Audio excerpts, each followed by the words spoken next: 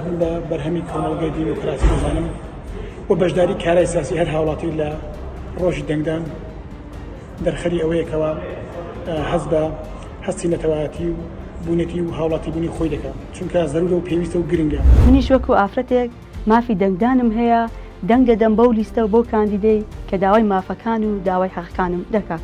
من وەکو هاوڵاتیەک دەنگ دەدەم، هاوڵاتی بەڕێز تۆش ئامادە بە لە ڕۆژی دەنگدان لەسەر سندوقەکان ئامادە بن.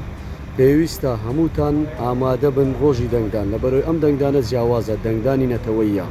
ئێمە چۆن بتوانین مافە دیموکراسیەتەکانی خۆمان لە بەغدا زامن بکەین بەوەی کە هیچ دەنگێکمان بە فیڕۆ نەڕوە.